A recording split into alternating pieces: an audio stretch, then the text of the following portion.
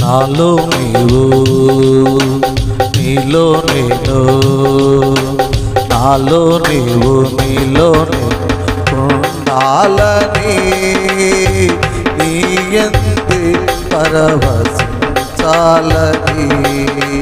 నా హృదయాశయ్యా ప్రియుడా యేసయ్యా,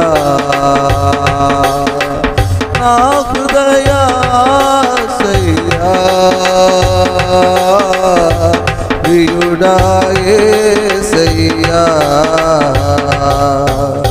నాలో నీవు నీలో నేను, నాలో నీవు నీలో నేను ఉండాలని నీయందు పరవశించాలని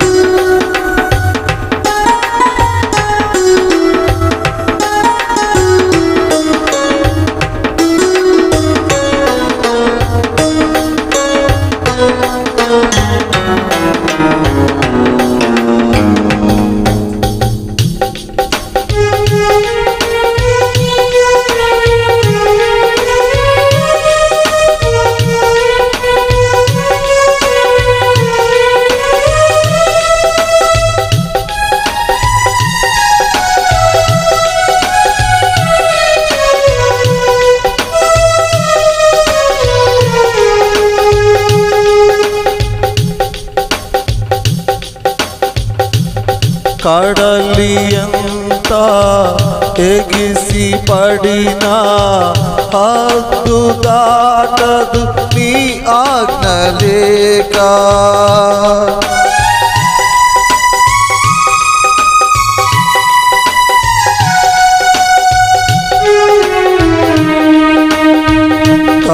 కడలియంతా ఎగిసి పడినా హద్దు దాటదు నీ ఆజ్ఞ లేక, కలతలన్నీ సమసిపోయే కన్న తండ్రి నిన్ను చేరినాక,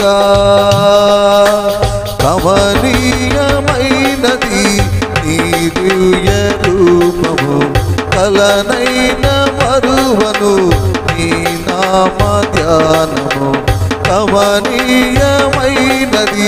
నీ దివ్య రూపము, కలనైన మరువను నీ నామ ధ్యానము, నాలో నీవు నీలో నేను, నాలో నీవు నీలో నేను ఉండాలని నీయందు పరవశించాలని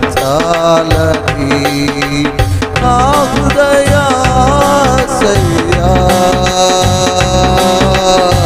ప్రియుడా యేసయ్యా.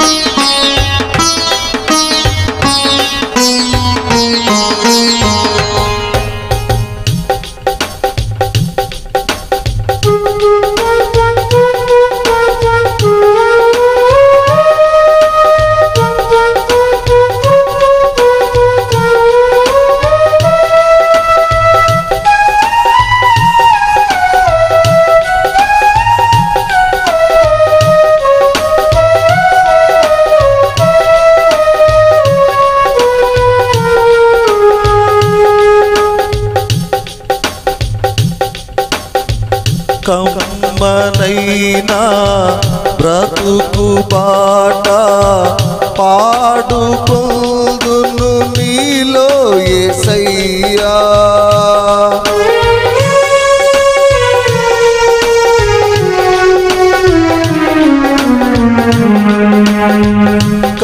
కమ్మనైనా బ్రతుకు బాట పాడుకుందును నీలో యేసయ్యా. కంటి పాప ఇంటి దీపం నిండు వెలుగు నీవే కదయ్యా. కరుణాతరంగము ఆకేను హృదయము కనురెప్ప పాటులో మారేను జీవితం. కరుణాతరంగము తాకేను హృదయము కనురెప్ప పాటులో మారేను హృదయము. నాలో నీవు నీలో నేను, నాలో నీవు నీలో నేను ఉండాలని నీ యందే పరవశించాలని నా హృదయాశయ్యా. ప్రియుడా యేసయ్యా, నా హృదయాశయ్యా. ప్రియుడా యేసయ్యా.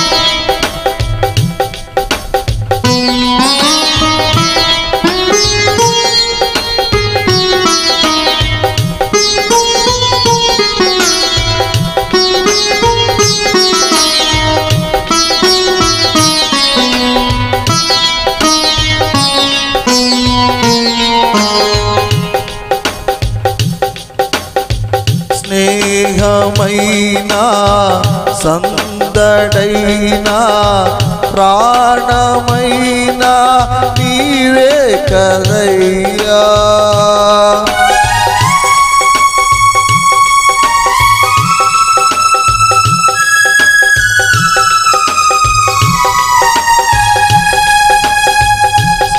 స్నేహమైనా సందడైనా ప్రాణమైనా నీవే యేసయ్యా. సన్నిధైనా సౌఖ్యమైనా నాకు ఉన్నది నీవే కదయ్యా. నీలోనే నా బలం, నీలోనే నా బలం, నీలోనే నా వరం, నీవేగా నా జయం. నీలోనే నా బలం, నీలోనే నా బలం, నీలోనే నా వరం, నీవేగా నా జయం. నాలో నీవు నీలో నేను, నాలో నీవు నీలో నేను ఉండాలని నీ యందే పరవశించాలని నా హృదయాశ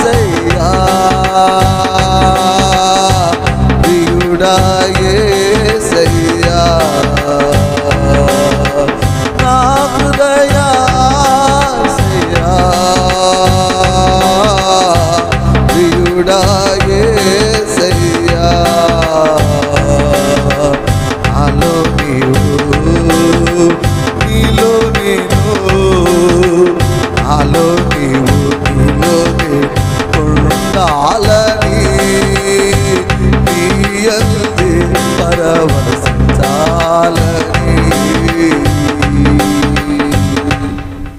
హల్లెలూయా, హల్లెలూయా, హల్లెలూయా.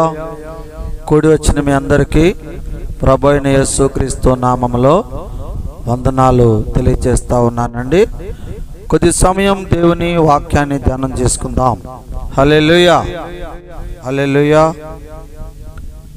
1వ యోహాను 2వ అధ్యాయము 16 ఒకటి చాలు చదువు. హల్లెలూయా. లోకములో ఉన్నదంతయు అనగా శరీరము నేత్రము జీవపు ఉండమును తండ్రి వలన పుట్టినవి కావు, అవి లోక సంబంధమైనవి. హల్లెలూయా. చిన్న ప్రార్థన చేస్తాను.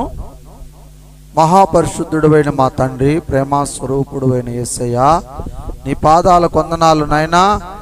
ఘనమైన నీ నామానికి స్తోత్రాలు, నీ నామానికే మహిమ కలుగును గాక తండ్రి.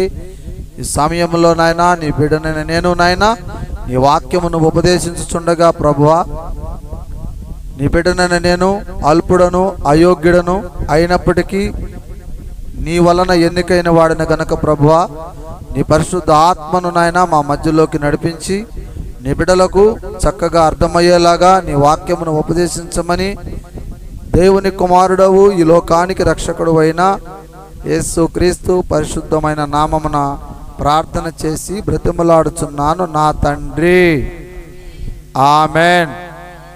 మంచిది. ఇక్కడ చదవబడినటువంటి ఈ వాక్యములో మనకు 3 మాటలు వినపడుతున్నాయి. ఏమిటి అనగా శరీర ఆశ, నేత్ర ఆశ, జీవపు డంబములు. హల్లెలూయా. అంటే మానవుని యొక్క ఆశలు ఎక్కువగా దేని మీద ఆధారపడి ఉంటాయి అంటే వీటి మీదే ఆధారపడి ఉంటాయి అని మనకు వాక్యం ద్వారా యోహాను గారు మాట్లాడుతూ ఉన్నాడు. కాబట్టి ఇంకొక మాట కూడా అంటున్నాడు చివరిగా, ఈ యొక్క ఆశలన్నీ కూడా ఏ ఆశలండి? శరీర ఆశ, నేత్రాశ, ఇవన్నీ కూడా దేవుని వలన పుట్టినవి కావు. హల్లెలూయా. ఈ ఆశలన్నీ కూడా దేవుడు మనకిచ్చినవి కాదు. దేవుడు ఏమిచ్చాడు అనేది తర్వాత చెప్తాడు. కానీ ఇప్పుడు మనం చెప్తున్న ఈ వాక్యాన్ని గమనించినట్లయితే ఈ ఆశలన్నీ కూడా ఏ ఆశలండి? మొట్టమొదటిది శరీరాశ, రెండోది నేత్రాశ, తర్వాత జీవపు డంబము. ఇలాంటి 3 కూడా దేవుని వలనైతే కలిగినవి కాదు అని మొట్టమొదటిగా మీరు తెలుసుకోండి. హల్లెలూయా. ఈ ఆశల వలన మనకి ఏమి జరుగుతుంది అనేటటువంటి విషయాన్ని మనం గమనించినట్లయితే ప్రేమైన దేవుని బిడ్డలారా, ఈ ఆశల వలన మానవుడు శ్రమలలోకి వెళ్ళవలసి ఉంటుంది.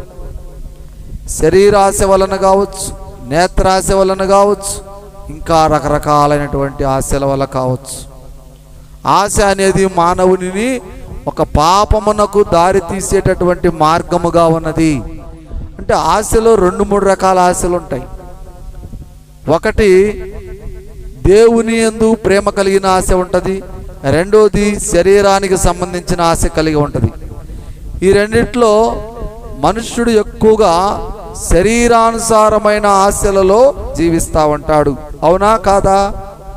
కాబట్టి ఏమంటున్నాడంటే ఈ శరీర ఆశలు అనేటటువంటివి దేవుని వలన కలిగినవి కాదు, కేవలం మనుష్యుడు తనంతట తాను ఏర్పాటు చేసుకొని ఉన్నాడని చెప్తున్నాడు.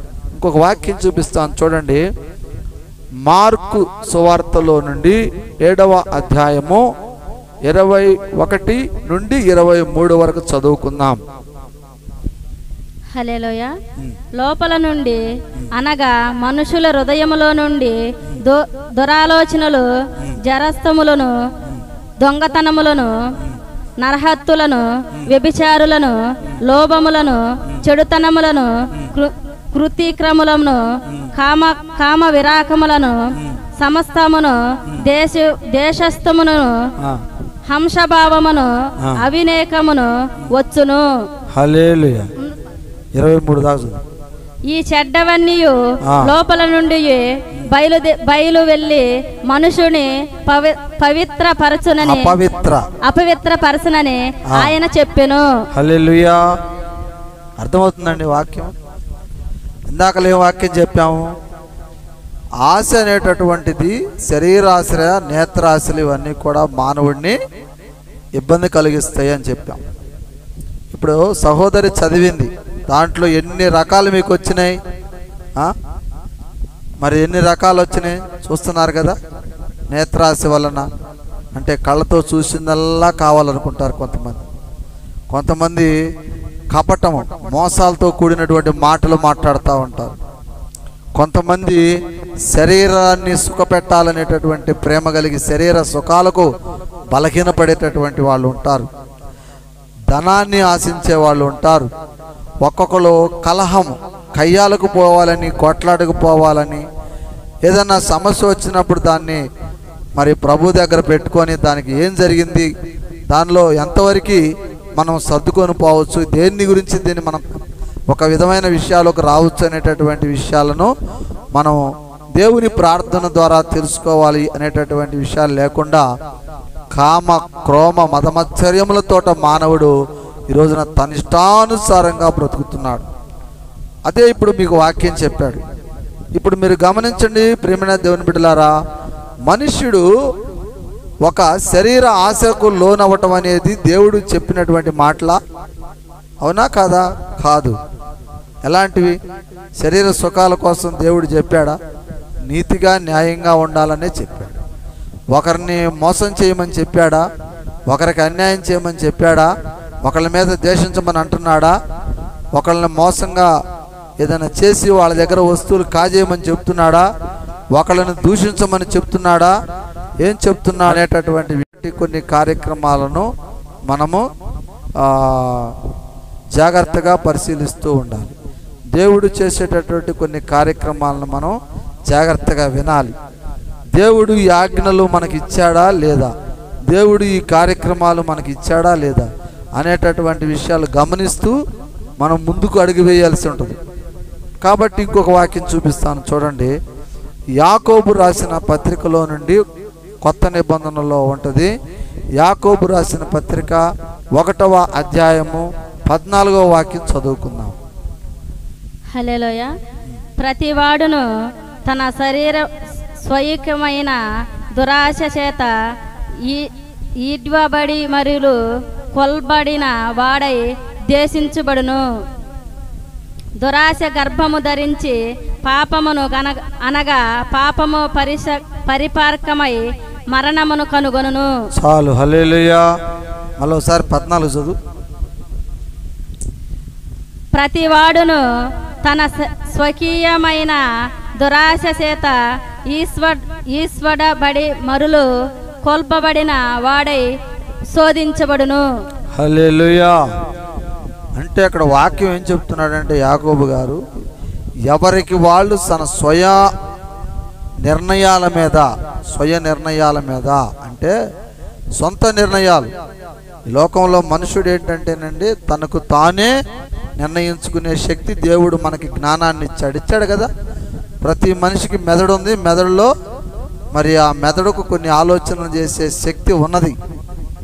అయితే దేవుడు చెబుతున్నటువంటి మాటలను మనం వినం. ఏం చేస్తామంటే మన సొంత పనులు మనం చేస్తాం, అంటే మన సొంత ఆలోచనలు మనం చేస్తాం. ఇందాకలు మీకు చెప్పాను చూసావా, మనుషులలో నుండి వచ్చేటటువంటి దురాలోచనలు అని ఇంతకు ముందర వాక్యం చదివా మార్కులో.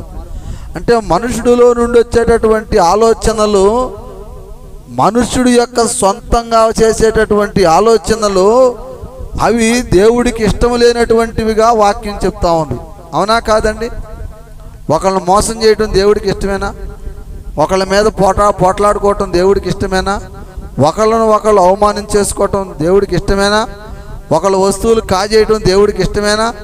ఈ ఆలోచనలన్నీ మానవుడికి దేవుడిచ్చాడా? మనుషుడే తన సొంతగా ఆలోచిస్తున్నాడా? మానవుని స్వభావము చేత తనంతట తానే ఆలోచిస్తున్నాడు. కాబట్టి వాక్యం చెప్తున్నాడు, నీ ఆలోచనల చొప్పున నువ్వు జీవించినట్లయితే నీవు మరణమవుదువు. హల్లెలూయా. అంటే చాలామంది అనుకుంటారు, అంటే పుట్టిన వాళ్ళందరూ చచ్చిపోకుండా బతుకుంటారా ఏంది? ఈ ఆలోచనలుండోనే చచ్చిపోతారా ఏంటి, ప్రభువును ప్రార్థన చేసేవాళ్ళు చచ్చిపోరా ఏంటి అని కొంతమందికి ఈ లోకంలో ఆలోచన ఉంటుంది. అయితే ఇక్కడ మీరు గమనించవలసిన విషయం ఏంటంటే, యేసుక్రీస్తు వారిని నమ్ముకున్నా చనిపోతాడు, యేసుక్రీస్తు వారిని నమ్ముకోకపోయినా చనిపోతాడు. అయితే ఈ శరీరములో నుండి బయటకు వచ్చేటటువంటి ఆత్మ ఉన్నదే, ఇది నిత్య జీవము పొందుకునేటటువంటి ప్రక్రియ ఇక్కడ ఉంది. ఈ ప్రక్రియ ఎక్కడ జరుగుతుందని అంటే, కేవలం ప్రభు అయిన యేసుక్రీస్తు వారిని నీ రక్షకుడుగా అంగీకరించుకొని ఆయన యందు రక్షణ బాప్టిజం పొంది ఆయన వాక్యానుసారంగా నువ్వు జీవించి నడిచినట్లయితే నీకు నీ ఆత్మకు నిత్య జీవము కలుగుద్ది. హల్లెలూయా. ఇక ఈ ఆలోచనలన్నీ ఎప్పుడైనా గుర్తుపెట్టుకోండి. యేసుక్రీస్తు వారిని నమ్ముకొని మరి తన బైబిల్ చదువుతున్నాం. ఇప్పుడు ఈ వాక్యం మనం చదువుకున్నాం, ఏమనుకున్నాం? మనలో నుండి వచ్చేటటువంటి దురాలోచనలు దేవునికి ఇష్టమైగా లేవు, దేవుడికి ఇష్టపడతలేదు ఈ వాక్యాలని అని మనం చదివాం. అప్పుడు మనలో వచ్చేటటువంటి చెడ్డ ఆలోచనల ప్రకారంగా మనం నడవాలనిపించిద్దా? అనిపించదు. ఎందుకు అనిపించదు? దేవుడికి ఇష్టం లేదని మనం వాక్యం చదివాం. అవునా కాదా? అవునా కాదండి? వాక్యం చదివాం కదా. మనలో నుండి వచ్చేటటువంటి స్వయంకృత ఆలోచనలు 14లో చదివింది అదే. ఇప్పుడు స్వయంకృతమైన ఆలోచన అంటే నీ సొంత తెలివితేటలతోటి నువ్వు చేసేటటువంటి నీ ఆలోచనలు దేవుడికి ఇష్టముగా లేవు అని వాక్యం చెప్తోంది. మరి ఈ వాక్యాన్ని చదువుకున్న మనము రేపు జీవితంలో అంటే మన యొక్క నడవడికలో మన యొక్క నిజ జీవితంలో మనం ప్రయాణిస్తున్నప్పుడు ఏదైనా పొరపాటైనటువంటి ఆలోచనలు తప్పుడైనటువంటి మనకి మైండ్ సెట్స్ వచ్చినప్పుడు మనము వాటి ప్రకారంగా నడుచుకోకుండా దేవుడికి భయపడుతూ దేవుని యందు విశ్వాసం కలిగి ఉంటాము అని వాక్యం చెప్తుంది. ఒకవేళ నువ్వు అలాగా లేకపోతే దేవుని నమ్ముకున్నప్పటికీ కూడా నీవు నరకానికి మరణించవలసిన వాడివి అవుతావు. అంటే నువ్వు యేసుక్రీస్తు వారిని రక్షకుడుగా అంగీకరించినప్పుడు నువ్వేం చేయాలంటే మొట్టమొదటిగా దేవుని వాక్యానుసారంగా మన జీవితం మార్పు చెందుకోవాలి. దేవుని వాక్యానుసారంగా మన హృదయాలు డైవర్ట్ అవ్వాలి. అంతేకాని అల్లా పాత లెక్కలోనే ఎప్పుడో మరి మన ప్రభువుని నమ్ముకున్నప్పుడు ఎలాగైతే మన జీవితం ఉందో అదే జీవితాన్ని మనం కొనసాగిస్తూ ప్రభువులో కూడా నడిచినట్లయితే దానికి దేవుడు శిక్ష వేస్తాను అంటున్నాడు. అంటే అప్పుడు నువ్వు ప్రభువులోకి వచ్చి కూడా ప్రభు వాక్యం పాటించకుండా నీ సొంత ఆలోచనలతో నువ్వు నడుస్తున్నావు అంటే నువ్వు దేవునికి విరోధంగా ఉన్నట్ట, దేవునికి అంగీకారంగా ఉన్నట్ట? మరి దేవుడు నిన్ను తన రాజ్యానికి ఎట తీసుకెళ్తాడు?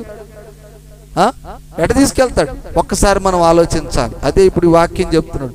మానవుని యొక్క ఆలోచనలు, మానవుడు చేసేటటువంటి సొంత నిర్ణయాలు దేవునికి ఇష్టమై ఉండవు. పొరపాటుని ఏదైనా ఒక కార్యం జరిగిందనుకోండి, ఒక పొరపాటు జరిగిందనుకోండి, దానిని గురించి మన నిర్ణయాలు మనం చేయకూడదు. అర్థమైందా? ఒక పొరపాటుగా ఏదైనా ఒకళ్ళ దగ్గర వస్తువు కాజేసాం ఆశ కలిగి, వెంటనే మనం దాన్ని ప్రభు కాడికి క్షమాపణ అడిగి, అయ్యా ఏదో నా మీద దురాత్మ ఆవరించడం వలన ప్రభువా ఆ వస్తువు గబాలను కాజేశానయ్యా, ఇదిగో నా తండ్రి నా తప్పు క్షమించు, ఆ వస్తువు తనకి తీసుకెళ్ళి నేను ఇచ్చేస్తాను ప్రభు అని దేవుడి దగ్గర వడంబడిక చేసుకొని ధైర్యముగా వాళ్ళ కాడికి వెళ్ళి, అయ్యా ఇదిగో నాయన అనుకోకుండా ఇందాకలు వస్తా ఉంటే అట్లా రోడ్డు మీద పడి ఉంది, దాన్ని తీసుకెళ్ళాను ఎవరిదోని అనుకొని తర్వాత నీదని తెలిసింది, అందుకే తెచ్చి నీకు ఇస్తున్నానని చెప్పేసి ఒక మాట చెప్పి వాళ్ళకి ఇయటంలో ధర్మం ఉందా లేదా? ఉందా లేదా? అటు కాకుండా దాన్ని దాచిపెట్టుకుంటే, ఆ వస్తువుని దాచిపెట్టుకుంటే ప్రభు నీకు మేలు చేస్తాడా? చేయడు. అట్లానే గబక్కని తెలిసో తెలియకో ఒకళ్ళని పొరపాటున ఒక మాట అన్నాం అనుకోండి, ఒకళ్ళని అవమానపరిచామనుకోండి, ఆ అవమానపరిచినటువంటి ఆ మాటను ఆ అన్నటువంటి దాన్ని మనం ప్రభు దగ్గర ప్రార్థన చేసి ఒప్పందమయ్యి తర్వాత వాళ్ళకు కూడా మనం వెళ్ళి క్షమాపణ అడగటం అనేటటువంటిది మంచిది, ఒక పద్ధతి, దేవుడు మనకిస్తున్నటువంటి ఆలోచన అవుతుంది అది. అట్లా కాకుండా ద్వేషము, పగ, కోపము, ప్రతీకారాలు, కక్షలు, కర్పుణ్యాలు అనేటటువంటి ఆలోచనలు కానీ మనకు ఉన్నట్లయితే అది దేవుడి ఆలోచన అవుతుందా, మనిషి ఆలోచన అవుతుందా? ఒక మనిషి మీద మనం ద్వేషించుకోవటం, ఒక మనిషిని మనం కోప్పడటం, ఒక మనిషి మీద మనం ఈర్ష్య కలిగి ఉండటం అది దేవుని ఆలోచన, మనుషుడి ఆలోచన? ఆలోచన చేయాలి. ఇక్కడ మీరు యేసుక్రీస్తు వారు తనను నిందించిన వాళ్ళను నిందించాడా? తనను దూషించిన వాళ్ళను దూషించాడా? తనను కొట్టిన వాళ్ళను కొట్టాడా? తనను మోసం చేసిన వాళ్ళను మోసం చేశాడా? చెయ్యలా. కానీ ఎవరు లాస్ట్కి మృత్యుంజయుడే లేచాడు? యేసుక్రీస్తు వాళ్ళు లేచాడు. తనను దూషించిన వాళ్ళు కాలగర్భంలో కలిసిపోయారు. తనను అవమానించిన వాళ్ళు అంతు లేకుండా పోయారు. తనను హింసించిన వాళ్ళు హింసలకు గురై వెళ్ళిపోయారు. అంటే ఇక్కడ మీరు తెలుసుకోవాల్సినటువంటి మెయిన్ సబ్జెక్ట్ ఏంటంటే, మానవుడికి ఆశలు ఉన్నాయి, కానీ ఆ ఆశలు దేవునికి ఇష్టముగా లేనటువంటి ఆశలు కానీ మానవుడు కొనసాగిస్తున్నట్లయితే దాని వలన మానవుడు పాపములో పడి నిత్య నరకానికి వెళతాడు అని వాక్యం సెలవిస్తూ ఉంది. ప్రియమైన దేవుని బిడ్డలారా, మీరు గమనించాలి. మానవుని ఆశలు, ఈ లోకపు ఆశల వలన మానవుడు పాపము ద్వారా మరణములోకి వెళుతున్నాడు అని వాక్యం సెలవిస్తూ ఉంది. ఇంకొక వాక్యం చూద్దామా? అదే కొత్త నిబంధనలో గలతీయులకు రాసిన పత్రిక. హల్లెలూయా. శరీర కార్యములు స్పష్టమై ఉన్నవి, అవినేయగా జరత్యము, అపవిత్రత, కాముకత్యము, విగ్రహారాధన, అభిచారము, దేశములు, కలహయము, మస్తహాలు, దోషాలు, కలుషితులు, భేదములు, విమతములు, అసూయలు, మతాలు, అల్లరితో కూడిన ఆటపాటలు మొదలైనవి. వీటిని గుర్చి నేను మనుషుపు చెప్పిన ప్రకారము ఇంటి వాటిని చేయువాడు దేనిని రాజ్యమును స్వస్థించుకోకూడదని మీతో స్పష్టముగా చెప్పుచున్నాను. హల్లెలూయా. ఇప్పుడు పైన చదివినటువంటి లిస్టు మొత్తం కూడా ఏంటంటే దేవుడికి ఇష్టం లేని లిస్ట్ అంటది. హల్లెలూయా. ఏదైతే మరి సహోదరు చదివిందో చివరిగా కొన్ని వాక్యాలు నేను అందులో మాట్లాడతా. చివరిగా కొన్ని ఏమన్నాడంటేనండి, అల్లరితో కూడిన ఆటపాటలు, మోసకరమైనటువంటి మాటలు, ఒకళ్ళపైన ఒకళ్ళకి ద్వేషాలు, ఇలాంటివి కార్యాలు ఏయైనా సరే మానవుడు చేసేటటువంటి ఇలాంటి ప్రతి క్రియ కూడా దేవుడికి ఇష్టము లేనటువంటిది. దేవునికి ఇష్టము లేనటువంటి ఈ కార్యాలు చేసే ప్రతి ఒక్కరూ కూడా దేవుని రాజ్యాన్ని స్వతంత్రించుకోరు అని వాక్యం సెలవిస్తూ ఉంది. ఈనాడు జనం ఏంటంటేనండి, చాలా మంది కూడా మీరు గమనించండి, దేవుని ఆరాధనకు రావాలన్నా కూడా ఆటలాడుకోవాలంటే చాలా ఇష్టపడతారు. ఎండనక గాలనక ఎర్రటి ఎండలో 12 గంటలప్పుడైనా సరే ఆటలాడుతూనే ఉంటారు. కానీ కాసేపు దేవుడి మందిరంలోకి వెళ్ళి కూర్చొని ప్రార్థన చేద్దామంటే వాళ్ళకి రాబుద్ది కాదు.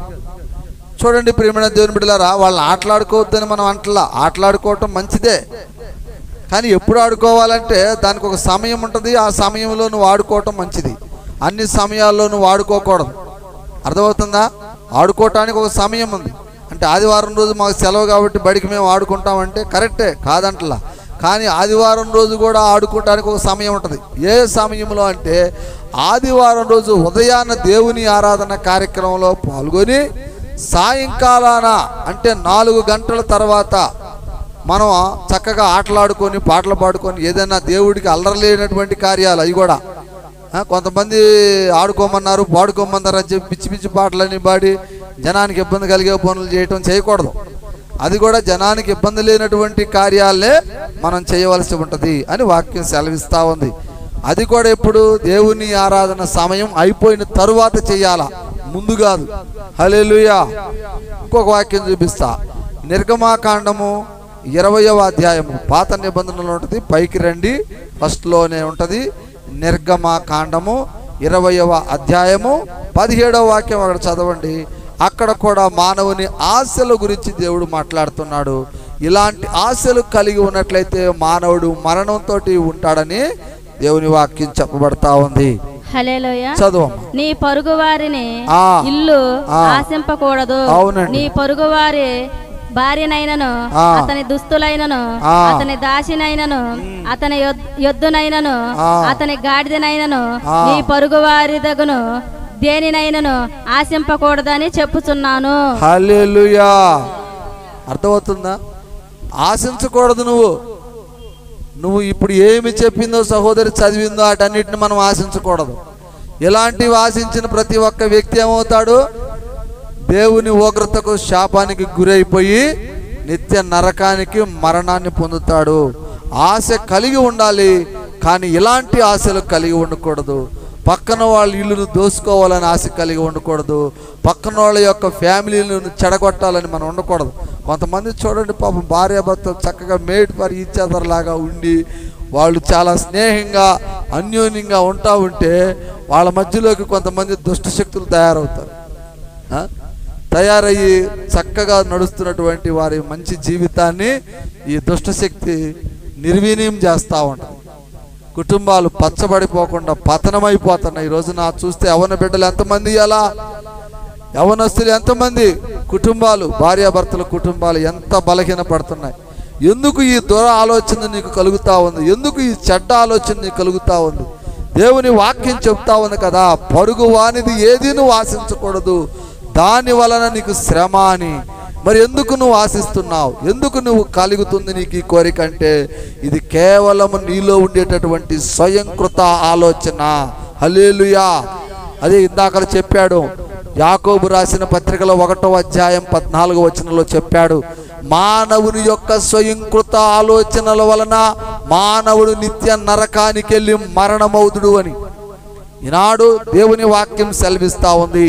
చక్కగా ప్రేమైన దేవుని బిడ్డలారా గమనించండి, దేవుడు ఏది నువ్వు ఆశించకూడదు అని ప్రకటిస్తున్నాడో ఈనాడు ప్రజలు దానిని ఎక్కువగా ఆశిస్తూ ఉన్నారు. కాబట్టి మానవుడు నిత్య నరకానికి వెళుతున్నటువంటి పరిస్థితులు ఈరోజు మనం గమనిస్తూ ఉన్నాం. కనుకనే దేవుడు అంటున్నాడు, నువ్వు ఆశించేటటువంటిది దేవుడికి ఇష్టమై ఉండాలా. దేవునికి ఇష్టం లేని వాటిని నువ్వు ఆశిస్తున్నావు కాబట్టి నువ్వు నరకానికి వెళతావని వాక్యం సెలవిస్తూ ఉంది. ప్రేమైన దేవుని బిడ్డలారా, మరి దేవుడికి ఇష్టమైంది ఏంది అని అంటే అక్కడే ఉంది. కొద్దిగా ఇందాకలు చదివాము చూడ, గలతీ పత్రిక ఒకసారి చూద్దామా. గలతీ పత్రిక 5వ అధ్యాయంలో 22వ వాక్యంలో నుండి మనం చదివినట్లయితే దేవుడు మనతో మాట్లాడుతున్నాడు. మానవుడు ఎలాంటి ఆశ కలిగి ఉండాలి అనేటటువంటి విషయాలను కూడా స్పష్టంగా చెప్తా ఉంటాడు. ఒకసారి చూద్దామా. గలతీ పత్రిక 5వ అధ్యాయం 22 నుంచి మనం చదువుదాం.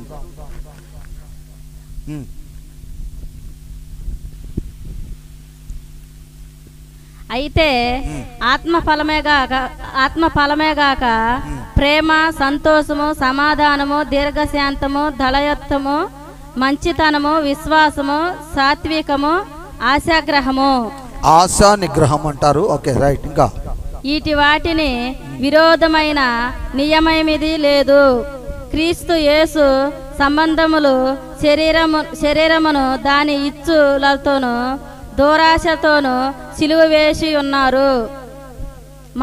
మనము ఆత్మనుసరించి జీవించు వారమైతే ఆత్మ అనుసరించి క్రమముగా నడుచుకుందాము. ఒకరినొకరము నివాదములకు రేపకము, ఒకరి ఎందుకలమును అనుసరింపబడము, వృధాగా అతిశయపడము, పడకుండయు ఉండుము. హల్లెలూయా. వాక్యం ద్వారా మీకు ఏమర్థమవుతుంది? ఇప్పటి వరకు మానవుడు తన సొంత ఆలోచనలు సొంతగా ఆశించినందువల్ల జరిగేటటువంటి నష్టాలను ఇప్పుడు చూపించాడు వాక్యంలో మీకు. మానవుని ఆశ ఎలాగుంటుంది, ఏది ఆశించకూడదో మానవుడు దేహము, మానవుని ఆత్మ దాన్ని ఆశిస్తుంది అని చెప్పాడు. అయితే దాని వలన దేవుని వాక్యం ఏం చెప్పింది? ఇప్పుడు దాకా నీకు శ్రమ, మరణం వచ్చిందని చెప్పాడు. ఇప్పుడేం చెప్తున్నాడు ఇక్కడ?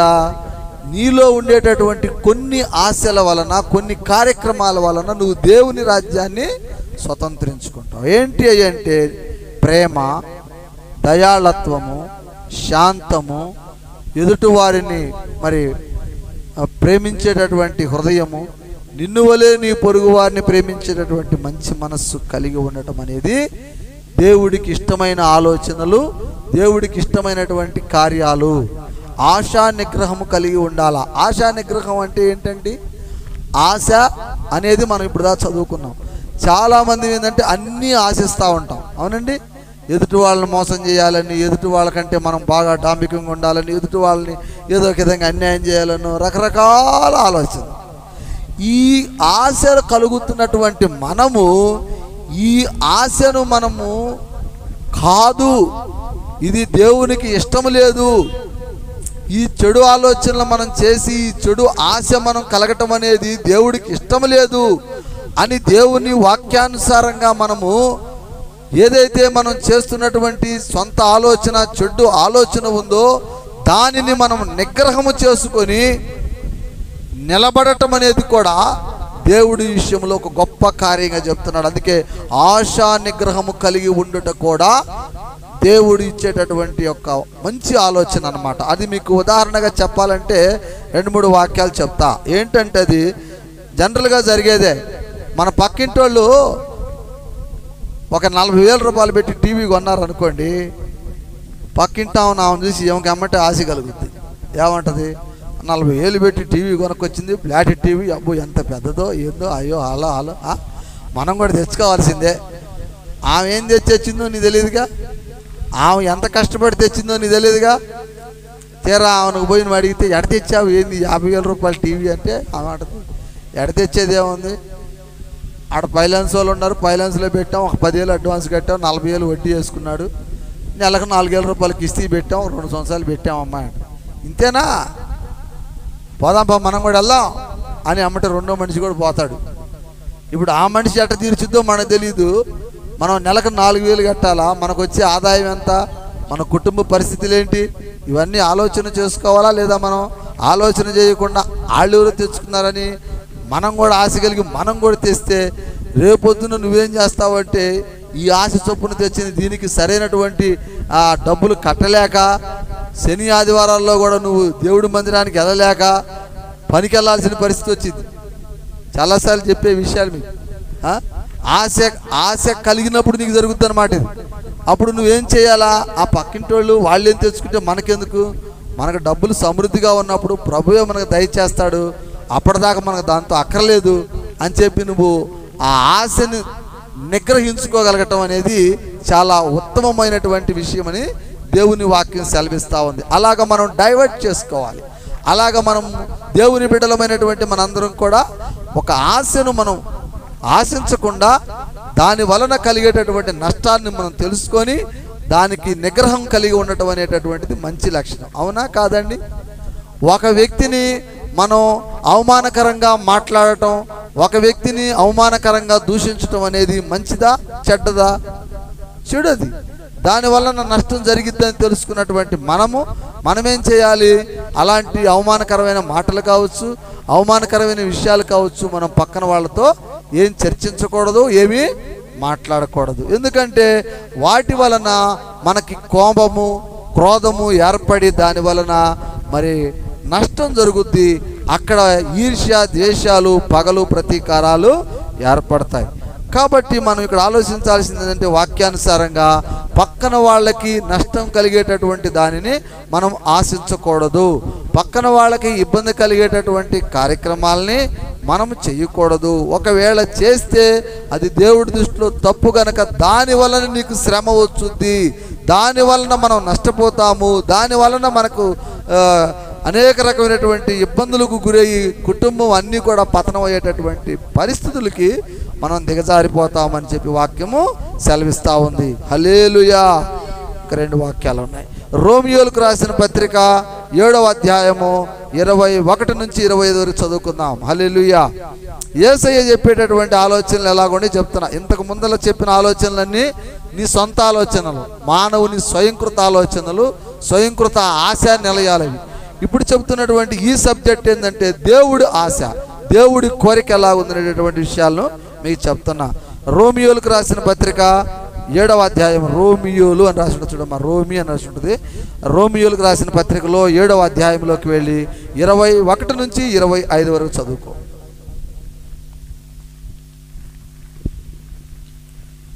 కాబట్టి మేలు చేయుగోరు నాకు కీడు చేయుట కలుగుచున్నదనే ఒక నియమము నాకు కనబడుచున్నది. అంతరంగము పురుషుడిని బట్టి దేవుని ధర్మశాస్త్రమునందు నేను ఆనందించుచున్నాను గాని వేరొక నియమాలను నా ఆశయములోను ఉన్నట్లు నాకు కనబడుచున్నది. అది నా మనసు నందున ధర్మశాస్త్రముతో పోరాడుచున్నగా అవమానములోనున్న పాప నియములకు నన్ను చేరపట్టి లోబరుచుచున్నది. అయ్యో, నేనెంత దౌర్భాగ్యుడని! ఇంటి మరణమునకు లోనగు శరీరము నుండి నన్నెవడు విడిపించును?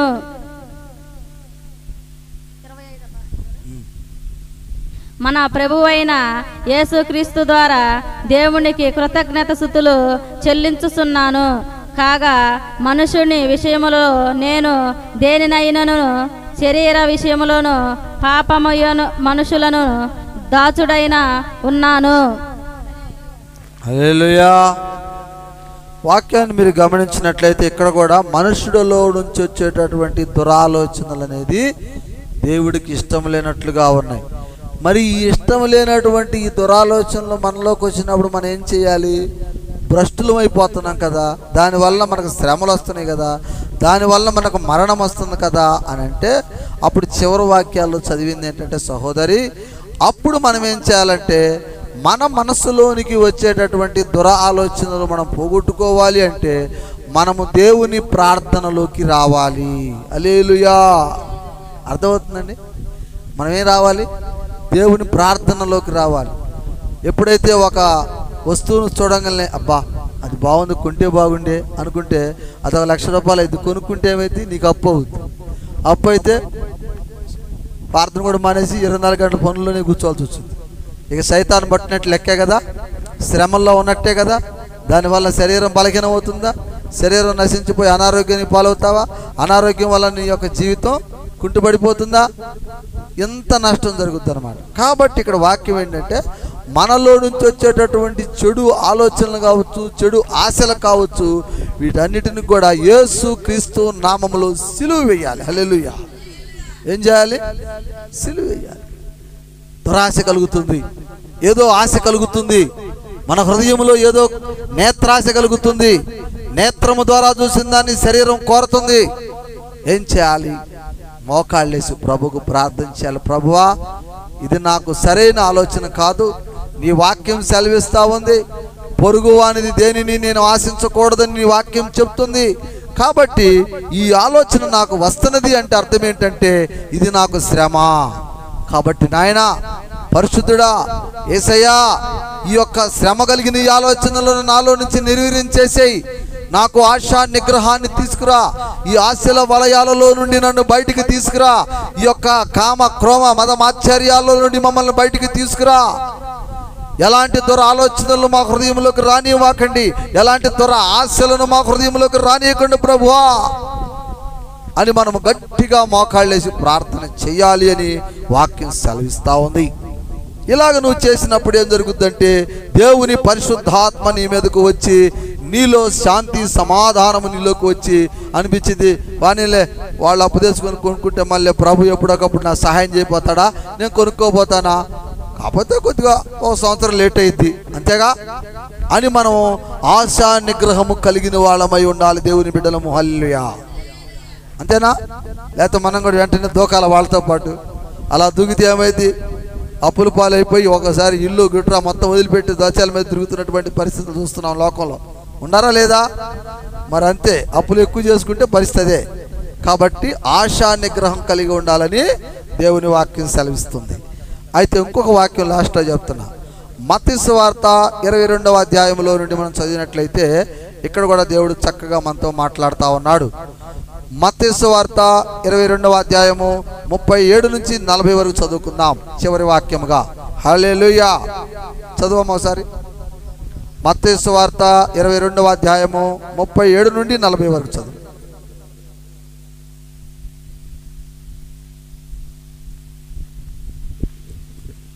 అందుకు ఆయన, నీ సంపూర్ణ హృదయముతోను, నీ సంపూర్ణతోను, నీ సంపూర్ణ మనసుతోను నీ దేవుడైన ప్రభువుని ప్రేమింపబడవలెను. ఇది ముఖ్యమైనదయు మొదటి అయినదైన ఆజ్ఞ. నీ వలనే నీ పొరుగు వారిని ప్రేమించవలెను. రెండో ఆజ్ఞయు దాని వంటిదే. ఈ 2 ఆజ్ఞలు ధర్మశాస్త్రము బట్టి ప్రవక్తనలను ఆధారమైన యున్నవని ఆత్మతో చెప్పును. ఒకప్పుడు పరిష్కారములు కూడి ఉండగా యేసు వారిని చూచి, క్రీస్తును గురించి మీకేమి తోచుచున్నదో, ఆయన ఎవరిని కుమారుడని అడిగెను. వారు, ఆయన దావీదు కుమారుడని చెప్పెను. ఎంతవరకు చదివావు? 40 దాకే చదువు. 37 to 40 వరకే చదవాలి. సరే, నేను అంతవరకు కంప్లీట్ చేస్తాలే. ఇక్కడ ఈ లాస్ట్లో ఈ వాక్యాల్లో దేవుడు ఏం చెప్తున్నాడంటేనండి, మొదట ఆజ్ఞ ఏం చెప్పాడు? మొదట ఆజ్ఞ, నీ సంపూర్ణ హృదయముతోను నీ దేవుడైన ప్రభువును ప్రేమించవలెదని. ఇది ముఖ్యమైనది, మొదటి ఆజ్ఞ. హల్లెలూయా. అర్థమవుతుందా? దేవుడు మనకిచ్చినటువంటి ఆలోచనలను బట్టి కావచ్చు, మనకిచ్చినటువంటి జ్ఞానాన్ని బట్టి కావచ్చు, మొట్టమొదటిగా ప్రతి మానవుడు ఏం చేయాలండి? దేవునిని ఆరాధన చేయటం అనేది తెలుసుకోవాలి. దేవునితో కలిసి ప్రార్థన చేసుకోవటం అనేది తెలుసుకోవాలి. దేవుడిని తన యొక్క పూర్ణ హృదయంతో ప్రార్థన చేయాలి అనేటటువంటి విషయాన్ని తెలుసుకోవాలి. ఇది ముఖ్యంగా మనం తెలుసుకోవాలి. నెక్స్ట్ రెండోది ఏంటంటే, నిన్ను వలే నీ పొరుగు వారిని ప్రేమించుడి. అంతేనా? మనల్ని మనం ప్రేమించుకుంటాం కదండి. మన ఒంటికి దెబ్బ తగిలితే మనం ఊరుకుంటామండి? చెప్పండి. మన ఒంటికి దెబ్బ తగిలితే మనం ఊరుకుంటామా? మనల్ని ఎవరన్నా అవమానంగా మాట్లాడితే మనం ఊరుకుంటామా? మనకు ఎవరన్నా అన్యాయం చేస్తే మనకేమనిపించింది? సేమ్ అదే ప్యాటర్న్ పక్కనోడి చేస్తే ఊరుకుంటాడా? ఆలోచన చేయండి. నిన్ను వలే నీ పొరుగు వారిని ప్రేమించుమని వాక్యం చెప్తా ఉంటే, మనల్ని మనం ప్రేమించుకున్నట్టు పక్కన వాళ్ళని కూడా ప్రేమించాలా? అవమానించాలా? ప్రేమించాలి. నిన్ను వలే నీ పొరుగు వారిని ప్రేమించుమని వాక్యం చెప్తున్నప్పుడు మరి మనం ఏం చేస్తున్నాం ఈ లోకంలో అంటే, చాలామంది మనల్ని అయితే మనం ప్రేమించుకుంటాం కానీ, మన బంధువులైతే మనం ప్రేమించుకుంటాం కానీ పక్కన వాళ్ళని ప్రేమించలేం. పక్కన వాళ్ళతో మనం స్నేహంగా ఉండలేం. ఎందుకనంటే అది దేవుని ఆజ్ఞ కాదు. మొట్టమొదటిగా నువ్వు ఎంత చక్కగా ఉండాలని కోరుకుంటావు, నువ్వు ఎంతో పద్ధతిగా ఉండాలని కోరుకుంటావు, అలానే ఎదుటి వాళ్ళు కూడా ఉండాలని కోరుకోరా? వాళ్ళని అవమానిస్తే వాళ్ళు ఊరుకుంటారా? వాళ్ళని అవమానకరమైన మాటలు మాట్లాడితే మనల్ని ఊరుకుంటారా?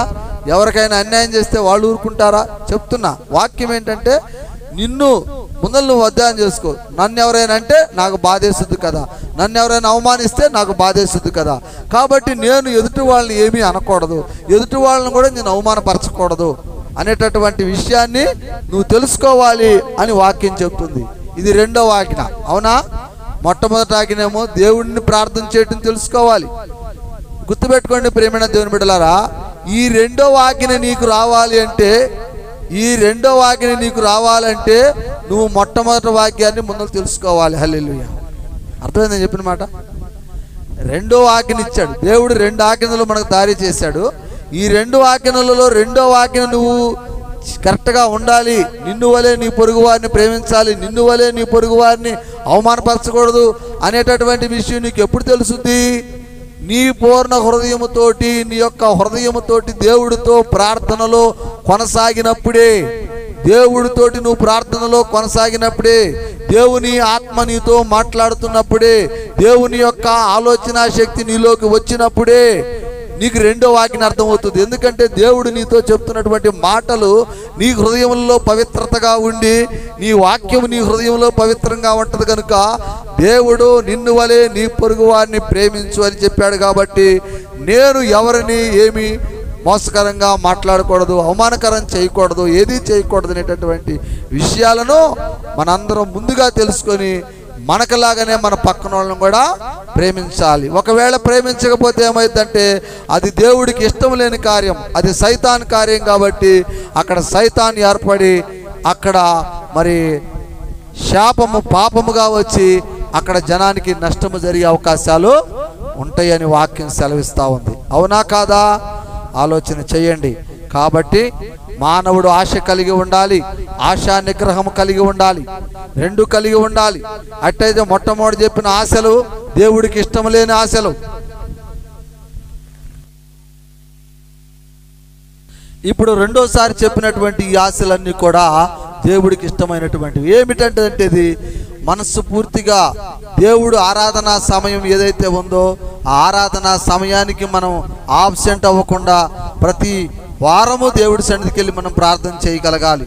అలాగనే దేవుని వాక్యం ఏదైతే చెబుతా ఉందో ఆ వాక్యానుసారంగా మన జీవితాలను మార్చుకోవాలి. అలాగనే ఎప్పుడైతే దేవుని యొక్క ఆజ్ఞలను పాటిస్తూ ఉంటామో ఎదుటి వాళ్ళను కూడా మనం ప్రేమగా చూసుకోవాలి. మరి ఎటువంటి ఇబ్బందికరమైనటువంటి కార్యాలు మన సహోదరుల పట్ల ఏమీ మనం చేయకూడదని వాక్యం సెలవిస్తూ ఉంది. ఇలాంటి కార్యాలు దేవుడికి ఇష్టమైనటువంటి ఆశా కార్యాలు. ఇక మోసాలు చేయటం, కోపగించుకోవటం, అల్లరితో కూడిన పనులు, ఒకరినొకరు ద్వేషించుకోవటం, ఇవన్నీ కూడా దేవుడికి ఇష్టం లేని కార్యాలుగా దేవుని వాక్యము సెలవిస్తూ ఉంది. కాబట్టి ఈరోజు వాక్యంలో మొట్టమొదటిగా మీకేమర్థమవుతుంది? మానవుడు సొంతగా ఆలోచించేటటువంటి ఆలోచనలు, స్వయంకృత ఆలోచనల వలన మానవుడు మరణానికి, శాపానికి గురవుతున్నాడు. కనుక అలాంటి ఆలోచనలు, ఆశలు, దురాశలు మానవుడు విడిచిపెట్టాలని దేవుని యొక్క ఆజ్ఞలు ఏదైతే ఉన్నాయో మరి దేవునిని ఎప్పుడు కూడా నిరంతరం ప్రార్థన చేస్తూ దేవుని యొక్క ఆత్మను పొందుకొని ఉండి నిన్ను వలె నీ పొరుగు వారిని అవమానపరచకుండా, ఇబ్బంది పెట్టకుండా, వారిని ఏది ఆశించకుండా, చెడ్డ కార్యాలు చేయకుండా ఉండాలని దేవుని వాక్యము సెలవిస్తూ ఉంది. కనుక ఈ పద్ధతులు, ఈ ఆలోచనలు, ఈ ఆశలన్నీ కూడా మీరు తెలుసుకొని మనకు కలిగేటటువంటి ఆశ దేవునికి ఇష్టమైనదా కాదా, మనకు కలిగేటటువంటి ఆలోచన దేవునికి ఇష్టమైనదా కాదా అనేటటువంటి విషయాలను మీరే దాన్ని తెలుసుకొని ఆలోచన చేసి దేవుడికి ఇష్టమైనటువంటి కార్యాల చొప్పున మీరు జీవిస్తూ దేవుని బిడ్డలుగా దేవుని రాజ్యంలో చేర్చబడాలని ఈరోజు దేవుడు ఈ వాక్యాలన్నీ మీకు అందిస్తా ఉన్నాడు. హల్లెలూయా. చెప్పబడినటువంటి వాక్యము దేవుడు దీవించునుగాక.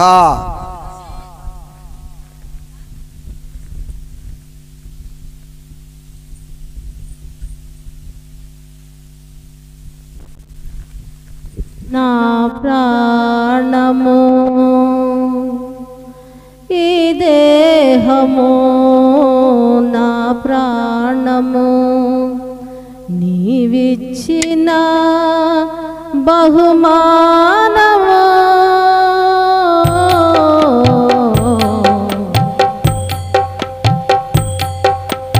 ఈ దేహము, నా ప్రాణము నీవిచ్చిన బహుమానము. నే కలిగినవన్నీయు నీవే కదా, నే కలిగినవన్నీయు నీవే కదా. కృపా సత్య సంపూర్ణుడా, కృపా సత్య సంపూర్ణుడా. ఈ దేహము, నా ప్రాణము నీవిచ్చిన బహుమానము.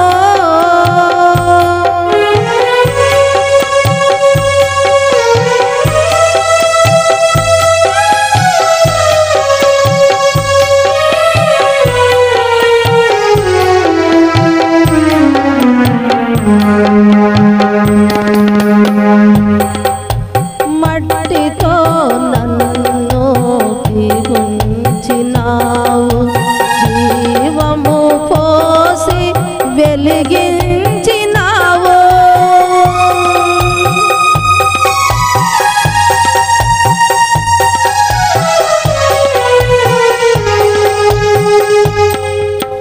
మట్టితో నన్ను నిర్మించినావు, జీవము పోసి వెలిగించినావు.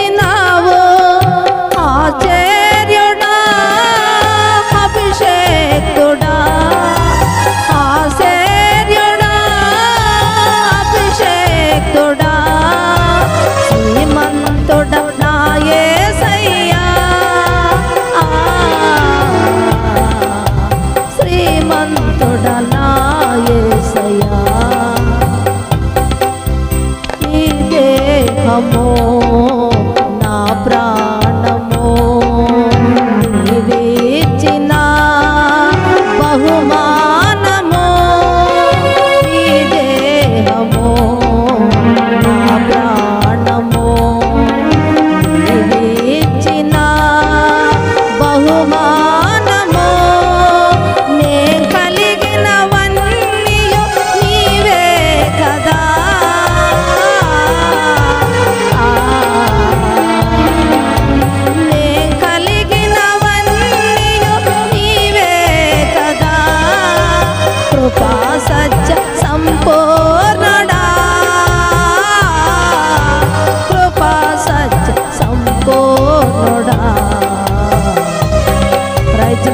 హల్లెలూయా. హల్లెలూయా. ప్రార్థన చేసుకుందాం. మోకరించగలిగిన వాళ్ళు మోకరించండి, ప్రార్థన చేసుకుందాం. హల్లెలూయా. స్తోత్రం స్తోత్రం స్తోత్రం స్తోత్రం స్తోత్రం. పరిశుద్ధుడా, ప్రేమామయుడా, కరుణామయుడా, దయామయుడా యేసయ్యా, అబ్బా తండ్రి, నీ పాదముల కొందనాలు, నీ నామానికే స్తోత్రాలు తండ్రి. ఈరోజు నాయనా పరిశుద్ధ దినంలో ఆదివారం నాయనా నీ ప్రియ బిడ్డలు, కుమారులు, కుమార్తెలు అయ్యా నీ సన్నిధిలో కూడుకొని నిన్నెంతో ప్రేమతోటి ప్రార్థిస్తున్నారు, ఘనపరుస్తున్నారు, మహిమపరుస్తున్నారు తండ్రి. అయ్యా ప్రతి బిడ్డను మీరు దర్శించినందుకై మీకు స్తోత్రాలు తండ్రి. ప్రతి బిడ్డను మీరు కనికరించినందుకై మీ స్తోత్రాలు తండ్రి. అయ్యా ఈ లోకములో నాయనా మానవుని యొక్క ఆశలను గురించి నా తండ్రి ఈ వాక్యం సెలవిచ్చి ఉన్నావు. మానవుడు చేసేటటువంటి స్వయంకృత ఆలోచనలు, ఆశలు ఈ లోకంలో నా తండ్రి శ్రమ అని నీ వాక్యం సెలవిస్తూ ఉంది. ఇదిగో నాయన నీ ఆజ్ఞలో జారీ చేసి ఉన్నావు. ఎవరైతే దేవుని సంపూర్ణమైనటువంటి హృదయము కలిగి, పూర్ణ హృదయము కలిగి, దేవుని యందు భయభక్తులు కలిగి జీవిస్తారో వారు వర్ధిల్లుతారు, నిత్య జీవాన్ని పొందుతారని వాక్యం సెలవిస్తూ ఉంది. అలాగనే నిన్ను వలె నీ పొరుగు వారిని ప్రేమించినటువంటి నీ యొక్క రెండవ ఆజ్ఞ ఏదైతే ఉందో అయ్యా ప్రతి ఒక్కరిని మా సహోదరులాగా ప్రేమించాలి.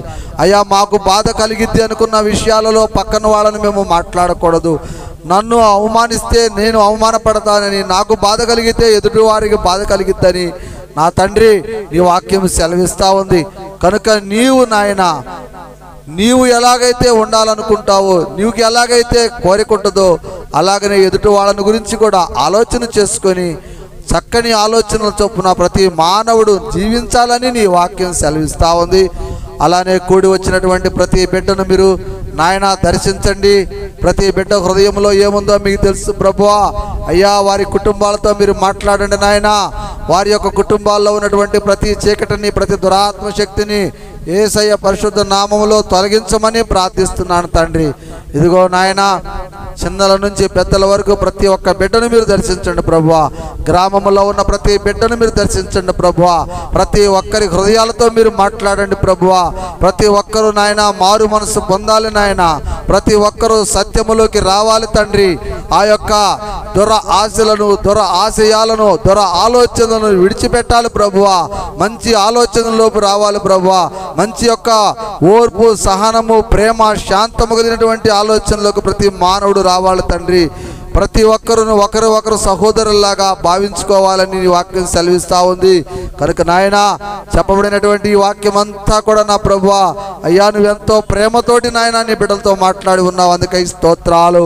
అలాగనే కూడి వచ్చిన ప్రతి బిడ్డను నాయన నువ్వు దీవించి, ఆశీర్వదించి, రక్షించమని ప్రార్థిస్తా ఉన్నాను. ఇదిగో నాయన ప్రతి బిడ్డను మీరు దర్శించినందుకై మీ స్తోత్రాలు. అలానే మరి మందిరానికి రాలేక దూరాన సమీపాన ఉన్నటువంటి బిడ్డలను కూడా మీరు మాట్లాడండి ప్రభువా. అయ్యా ప్రతి ఒక్కరికి శాంతము, సమాధానము కలిగి ఉన్నట్లుగా ఎవరైతే తనను తాను తగ్గించుకుంటారో దేవుని రాజ్యములో వాళ్ళు హెచ్చించబడతారని వాక్యం సెలవిస్తూ ఉంది. కనుక నాయన మా ఆలోచన చొప్పున కాదు కానీ, మా యొక్క అజ్ఞానం చొప్పున కాదు కానీ ప్రభువా నీ వాక్యము చెప్పినట్లుగా ప్రతి ఒక్కరూ తమ వలె తమ పొరుగు వారిని ప్రేమించాలి అనేటటువంటి వాక్యానుసారంగా ఈ లోకంలో ఉన్నటువంటి ప్రతి బిడ్డ కూడా జీవించాలని, ప్రతి బిడ్డ కూడా రక్షించబడాలని నీ వాక్యం సెలవిస్తూ ఉంది. కనుక నాయన ఇప్పటి వరకు చేసినటువంటి ప్రార్థన అంతటిని కూడా ప్రభువా నీ పాదాల చింత పెడుతున్నాను నాయన. నీవే దీవించి రక్షించమని దేవుని కుమారుడవు, ఈ లోకానికి రక్షకుడు అయిన యేసుక్రీస్తు పరిశుద్ధమైన నామంలో ప్రార్థించి బ్రతిమలాడుచున్నాను నా తండ్రి, ఆమేన్. పరలోక ప్రార్థన చేయండి.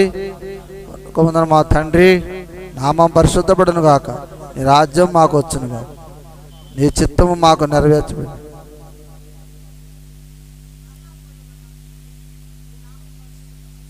అవునయ్యా, అవునయ్యా, అవును, అవును, అవునయ్యా, అవును, అవును. రాజ్యము, బలము, శక్తి, మహిమ నిరంతరం నీవై ఉన్నావు మా తండ్రి, ఆమేన్. తండ్రి అయిన దేవుని ప్రేమ, కుమారుడైన యేసు క్రీస్తు వారి యొక్క కృప, పరిశుద్ధాత్మ అన్యోన్య సమాసము కూడి వచ్చినటువంటి ప్రతి ఒక్క బిడ్డకును, అలానే గ్రామంలో ఉన్న ప్రతి కుటుంబానికి, అలానే ఈ యొక్క శబ్ద యంత్రము ద్వారా వింటున్న ప్రతి బిడ్డకును, అలాగనే లైవ్ ద్వారా చూస్తున్న ప్రతి బిడ్డకును సదాకాలం తోడయుండి నిత్యంతం పరలోకం వరకు నడిపించును గాక. ఆమేన్. ప్రభు యేసు రక్తమే జయం, ప్రభు శిలువ రక్తమే జయం. యేసు క్రీస్తు నామమునందు మనందరికీ నిత్య జీవము కలుగును గాక. ఆమేన్. హల్లెలూయా.